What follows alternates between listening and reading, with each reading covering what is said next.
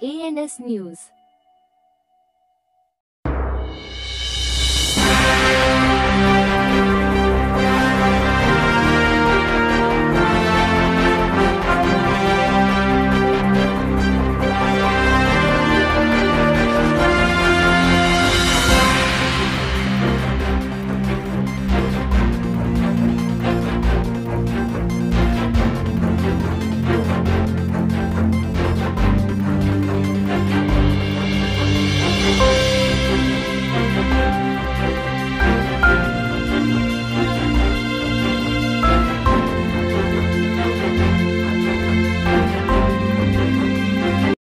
माझं नाव गणेश मधुकर वांगणकर, राहणार Shipra cooperative housing society, building number 17/412, room number 412, Lallubhai compound, Mankhurd, Mumbai 43. मी सर्वप्रथम माननीय महाराष्ट्राचे मुख्यमंत्री देवेंद्र फडणवीस साहेब यांना अशी विनंती करत आहे की तुमच्या पक्षाचे किंवा इतर पक्षाचे जे पण मुख्यमंत्री बनतात, ह्या गरिबांना झोपडे तोडून SRAमध्ये जे रूम देतात आणि त्या SRAमध्ये जे कार्यकारिणी मंडळ काही असतात आणि कोणत्या पद्धतीने तिथे आम्हाला तिथे वागवलं जातं आणि इथे ह्याच दृष्टिकोनातून मी माझ्या सोसायटीबद्दल मी 2017पासून माननीय उपनिबंधक अधिकारी नितीन दहीबाते साहेब यांना 17-18च्या दरम्यान पत्रव्यवहार करत होतो की ह्या सोसायटीमध्ये आमच्या काही हे जे लोक काही चालले त्याच्यामध्ये गैरव्यवहार चाललेला आहे आणि आम्हाला जिथे बसवलं आहे ज्या बिल्डिंगमध्ये शिप्रा कोऑपरेटिव्ह सोसायटीमध्ये हे 2005मध्ये सगळ्यांना तिथे हे केलेले रजिस्टर केलेलं आहे आणि 2005पासून 2017पर्यंत जी कार्यकारिणी मंडळ जे होतं त्यांनी काही व्यवहार असे इतके गैरव्यवहार केलेले आहेत. त्याबद्दल आम्ही त्या काळचे उपनिबंधक दहीबाते यांना आम्ही सांगितलं की बाबा लेखी अर्ज पण दिले, पण त्यांनी त्या पत्राचा आमचा कोणताही विचार न करता त्यांनी फक्त इलेक्शन घेतलं आणि त्या इलेक्शन असं घेतलं की 2016 आणि 17चा वार्षिक अहवाल लोकांना तयारच करून दिलेला नव्हता व त्या टायमाला उपनिबंधक अधिकारी यांचं काम होतं की सदर सोसायटीचे प्रशासक बसून ते ऑडिट पहिले तयार करणे आणि नंतरच इलेक्शन लावणे सोसायटीचे. तरी त्यांनी आम्हाला त्या टायमाला आम्हाला असं सूचना दिली. आम्ही 60-70 माणसांच्या एकजुटीने त्यांच्या ऑफिसमध्ये गेलो होतो MMRDA बांद्रा कुर्ला कॉम्प्लेक्समध्ये. तेव्हा आम्हाला त्यांनी सांगितलं, त्यांनी आम्हाला जबानी दिली की आम्ही इलेक्शन लावतो आणि तुम्ही दप्तर घ्या, तुम्हाला काय काय भेटतं ते घ्या, नाही जी वस्तू नाही भेटत त्या वस्तूसाठी मला अर्ज करा, त्यानुसार मी बाकीचं बघतो काय करायचं ते. पण त्यावेळेस आम्ही इलेक्शन लावलं, आम्ही पदावरती जिंकून आलो आणि त्या पदभार स्वीकारताना आम्ही जे दप्तर घेत होतो त्या दप्तरामध्ये ते दप्तर 2005 ते 2017पर्यंत कमीत 1 करोड रुपयाचा होता. 1 करोड रुपयाचा होता आणि त्या 1 करोड रुपयाचा आम्हाला कोणतंही जे पावती फाडतात सोसायटीमध्ये आणि हिशोब बिलं चेक असं कोणतेही आम्हाला मिळालेले नाही आणि जे काही मिळालं ते आम्हाला एकदम नेमकं म्हणजे 10 ते 15% पेपर मिळाले, आमच्या हाताला लागले आणि त्या संदर्भात आम्ही नंतर उपनिबंधक दहीबाते यांना आम्ही विनंती अर्ज केलं की साहेब हे आम्हाला वसूल करून द्या. त्या टायमालाही त्यांनी तंगळमंगळ करत शेवटी आम्ही इकडे तिकडे हातपाय मारल्याच्या नंतर त्यांनी तहसीलदाराची ऑर्डर काढली. तहसीलदारांची ऑर्डर काढून आम्हाला असं गोल फिरवलं. तहसीलदारांनी मग नंतर पोलीस स्टेशनला पाठवलं. पोलीस स्टेशननी 2019मध्ये 18-19च्या दरम्यान पोलिसांनी ऑफिसमध्ये मीटिंग घेतली. जुन्या कमिटीवाल्यांना बोलवण्याची त्यांनी नोटीस पाठवली.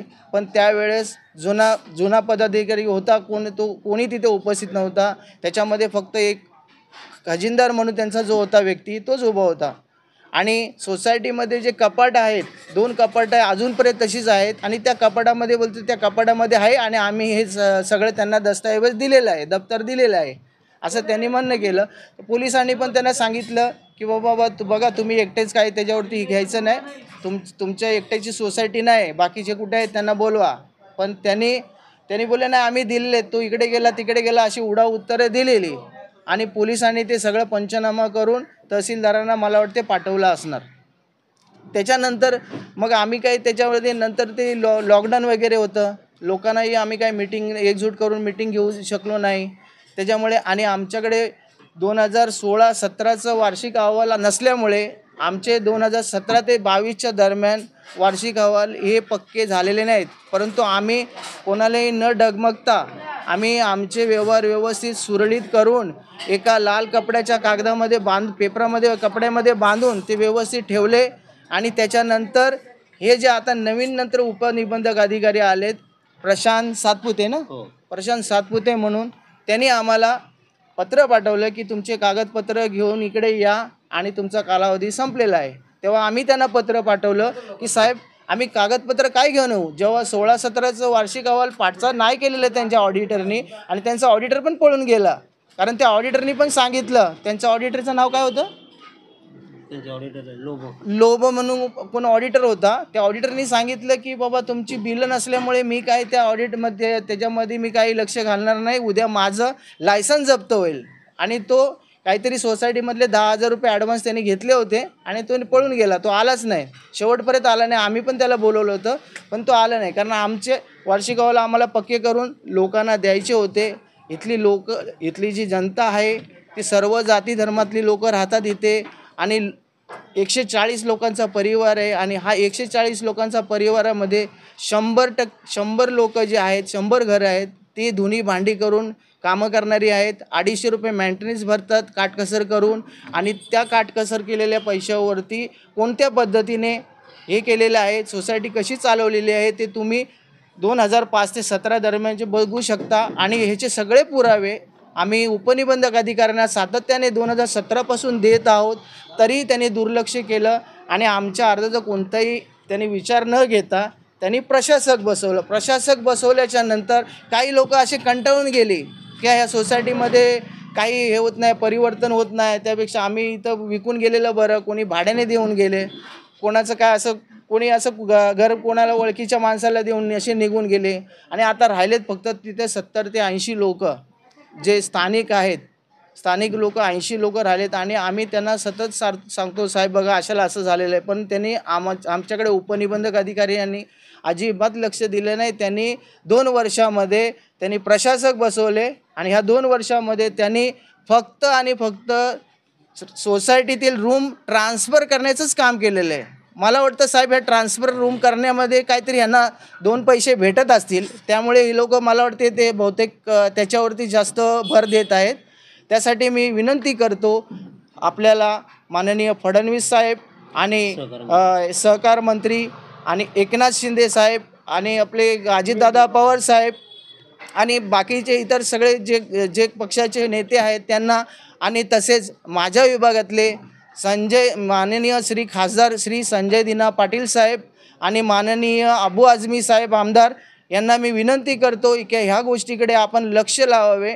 कारण यांना जेव्हा आम्ही हे बघा हे पत्र आम्ही असं पाठवलेलं आहे पुण्याला पत्र पाठवल्याच्या नंतर पुण्यावरनं आम्हाला सगळं आलेलं आहे, डिटेल सगळं आलेलं आहे आणि आम्ही तुम्हाला डिटेल सगळं दाखवतो. आणि ह्याच्यामध्ये यांनी जे 2005 पासून 2016पर्यंत जेवढे अहवाल केलेत त्याला काही सिग्नेचर नाही, काय सगळं कागदोपत्री आहे, ह्याला काही बँकेची स्टेटमेंट नाही, काही नाही.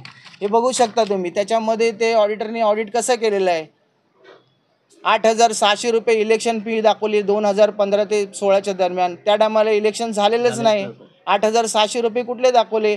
ह्या सर्व गोष्टी, या बारीक सारीक सगळ्या गोष्टी आम्ही उपनिबंधक अधिकारी यांना सातत्याने आम्ही त्यांना दाखवत आलो, तरी त्यांनी आमच्या पत्राचा विचार केला नाही. शेवटी आम्ही जेवढे पत्र केले ते 210 पानाचा गट्टा आहे आमच्याकडे. हा गट्टा तुम्ही बघू शकता. हा 210 पानाचा गट्टा आम्ही 2017पासून आजपर्यंत करत आहोत. आणि हा गट्टा आम्ही नंतर शेवटी त्यांना शेवटचं एक अर्ज दिलं उपनिबंधक अधिकारी प्रशांत सातपुते यांना, आणि त्यांना प्रत्यक्ष भेटलो. पण त्याने आम्हाला सांगितलं की मी त्यावेळी नव्हतो, दहिबाते उपनिबंधक अधिकारी होते, मला काही माहिती नाही. आणि त्यांच्या कुठल्या त्या असिस्टंटचं नाव काय, सोंडे म्हणून त्यांचं कोण कार्यालयीन माणूस आहे. त्यांनी सांगितलं की ते तुमची फाईलच भेटत नाही. अहो साहेब, मग फाईल भेटत नाही ते उपनिबंधक अधिकारी कार्यालय कशाला ठेवलेलं आहे? लोकांच्या जनतेसाठी ठेवलेलं आहे, लोकांना सांभाळण्यासाठी ठेवलेलं आहे, काय लोक त्यांना सांभाळण्यासाठी ठेवलेलं, लोकांना हे करायचं आहे, असं चाललेलं आहे साहेब. आणि नंतर शेवटी आम्ही ह्या गट्टा पूर्ण दिला, त्यांना अर्ज दिला त्याच्याबरोबर, आणि त्याची प्रत रवाना माननीय श्री आपले वरिष्ठ पोलीस अधिकारी DCP परिमंडळ 6 यांना दिलं. प्रत रवाना संजय दिना पाटील साहेबांना दिलं. प्रत रवाना आम्ही पुण्याला केली, आणि प्रत रवाना कोणाला केली? आयुक्तांना केलं, MMRDच्या आयुक्तांना केले. पण त्याच्याकडनं आम्हाला तिकडनं पण आता शेवट आम्हाला पुण्यावरनं आम्हाला पत्र आलं, त्यांनाही गेलं 30 तारखेला ते पत्र गेलं आहे की उचित कारवाई करावी. आणि हे पत्र त्यांना सापडल्याच्यानंतर मला वाटतं त्यांनी कालपासून असा गोंधळ घातला आहे. काल काय ते पक्की लिस्ट लावत आहेत की आज त्यांनी इलेक्शनची दाखवते जरा इलेक्शनची लिस्ट, तुम्ही कॅमेऱ्यामध्ये साहेब बघू शकता, आम्ही पाठवतो तुम्हाला. त्यांनी कशा पद्धतीने इलेक्शन ताबडतोब घेण्याचं, आणि निवडणूक अधिकारी त्यांनी केशव महादेव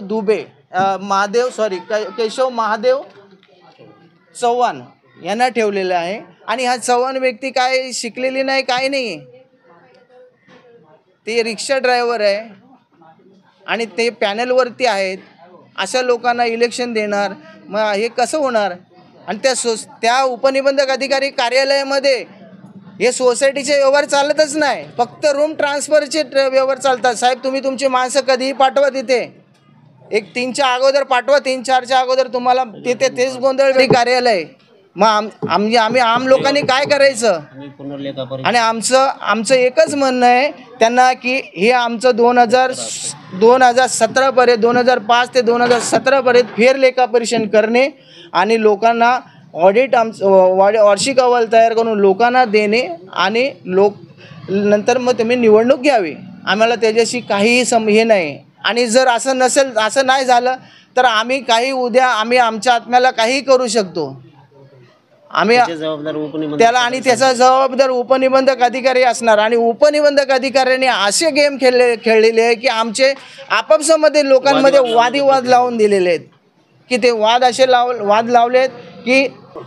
आणि साहेब, माननीय मुख्यमंत्री फडणवीस साहेब, आपणाला मी एक विनंती करतो की माझं म्हणणं असं आहे की ज्यावेळेस आम्ही उपनिबंधक अधिकारी नितीन दहिबाती साहेब जेव्हा होते तेव्हा त्यांना आम्ही सारखं त्रास देऊन सारखं अर्ज करून शेवटी त्यांनी कंटाळून हे तहसीलदाराचं पत्र काढलेलं आहे बघा.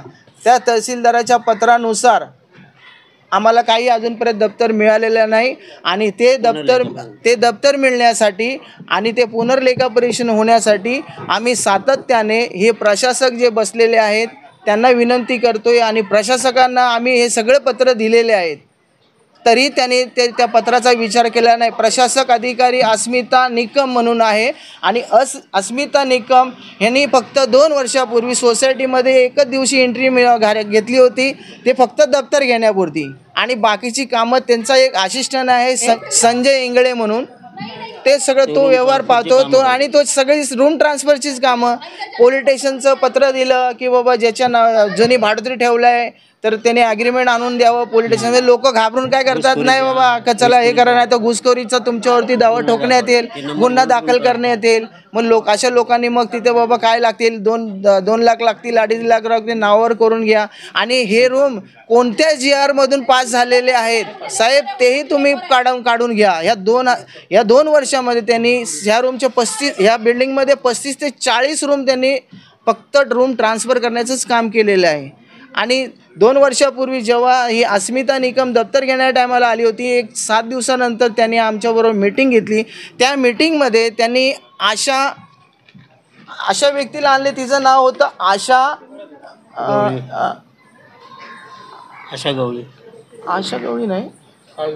आशा साळवी ह्या व्यक्तीला घेऊन आली होती. आणि त्यांनी आमची जनरल मीटिंग घेतली. त्या जनरल मीटिंगमध्ये आशा साळवी यांनी असा उद्देश दिला लोकांना की पाठीमागचा हिशोब किताब कोणी मागायचं नाही, पाठचं सगळं विसरून जा.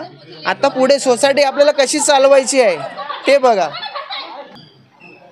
नमस्कार, मी Bharat Gangadhar Bhosale, building number 17, Shipra cooperative housing society. सर्व 17/9/17ला संस्थेची निवडणूक लावण्यात आली. निवडणूक लावल्यानंतर ज्यावेळेस दप्तराचा ताबा दिला जातो तर दप्तराचा ताबा आम्हाला अपूर्ण देण्यात आला. अपूर्ण देण्यात आल्याच्या अनुषंगाने आम्ही तसा 29/8/18ला आम्ही ठराव मंजूर केला दप्तरासंदर्भामध्ये आणि 30/9/19ला देखील आम्ही गणेश मधुकर वायंगणकर यांच्या पत्रानुसार की सदर्भ ठराव मंजूर करून उपनिबंधक सहकारी संस्थेला वर्ग करण्यात यावं कायदेशीर तक्रारीसाठी. तर आम्ही 17/9/17पासून आत्तापर्यंत उपनिबंधक सहकारी संस्था यांना पाठपुरावा करून देखील आत्तापर्यंत त्यांनी कुठलीही आमच्या तक्रारीची दखल घेतली नसून आम्हाला फक्त संस्थेचं पुनर्लेखापरीक्षण आणि जे दप्तर नाही मिळालेलं त्या संदर्भामध्ये दप्तर हस्तगत करून नंतर त्यांनी निवडणूक प्रक्रिया राबवावी. कारण की त्यांनी जे आम्हाला दप्तर जे दिलं होतं म्हणजे जुनी कमिटी आणि नवी कमिटी यांच्या दोघांच्या स्वाक्षरी आहेत. जे दप्तर मिळाले त्याच्या हे संपूर्ण स्वाक्षरीनिशी दप्तर लिखित संस्थेच्या लेटर यार्डवरती घेण्यात आलेलं आहे. त्याच्या व्यतिरिक्त आम्हाला कुठलंही दप्तर मिळालेलं नाही. आणि संस्थेच्या नावाने हिंदुस्थान बँकेचं खातं खोलण्यात आलं होतं. 2010मध्ये खोलण्यात आलं आणि 2017मध्ये त्याला गुपित बंद करण्यात आलं. याचं ऑडिट वगैरे काहीच नाही, याचे व्हाउचर नाही, याचे बिलं नाही. आणि लोकांना देखील या म्हणजे जसा ठराव पास करून आपण संस्थेचा ठराव घेऊन जसे हे खोलतो आपण खाते खोलतो संस्थेच्या नावाने तसं बिलकुल संस्थेला माहिती नाही. त्याच्यामध्ये खोटा ठराव देऊन KYC वगैरे केलेली आहे. त्याचे स्टेटमेंट वगैरे आम्ही स्वतः काढलेले आहे. परंतु 17/9/2005 ते 17पर्यंत जे दप्तर आम्हाला दिलं त्याच्यामध्ये संस्थेने जो खर्च केला आहे किंवा जे ऑडिट केलेलं आहे ते संपूर्ण चुकीचं आहे. 2005पासून ते 17पर्यंतचे. कारण की ज्या ऑडिटरने हे जे ऑडिट केलेलं आहे किंवा संस्थेमध्ये याचे व्हाउचर, याचे बिल, याचे बँक स्टेटमेंट, याची खतावणी, खर्च केलेलं बुक, त्याचं ते लिखापडी वगैरे असलं काहीही आम्हाला भेटलेलं नाही. आणि हिंदुस्थान बँकेचं कुठलंही म्हणजे ऑडिटच केलेलं नाही, ते गुपित खोललेलं आहे. त्या बँकेमध्ये किती पैसे आणि हिंदुस्थान बँकेमध्ये 8,17,700 MMRD यांनी संस्थेच्या नावे 28,80,000 इको बँक कांदिवली ह्या ठिकाणी देखभाल निधी म्हणून ठेवण्यात आलेले आहे. तर त्याच्यामध्ये आपल्याला 6 महिन्याला चेक मिळतो. त्या चेकमधले 4 चेक मिसिंग आहे. ते हिंदुस्थान बँकेमध्ये पण नाहीत आणि मुंबई बँकेमध्ये पण नाही. त्याची बी तक्रार आम्ही उपनिबंधक सहकारी संस्थेला केलेली आहे. प्रमुख मागणी काय आहे? आमची प्रमुख मागणी अशी आहे की उपनिबंधक सहकारी संस्थेने हे जे आम्ही जे पत्रव्यवहार 2017पासून ते आजपर्यंत जो पत्रव्यवहार केलेला आहे त्याच्यावर रिऑडिटसाठी त्याचं पुनर्लेखापरीक्षण करावं आणि कायदेशीररित्या संस्थेचं निवडणूक घेण्यात यावी. जोपर्यंत हे संपूर्ण दप्तर पूर्ण मिळत नाही किंवा त्याचं पुनर्लेखापरीक्षण होत नाही तोपर्यंत त्यांनी पुढील कुठलीही कारवाई करू नये.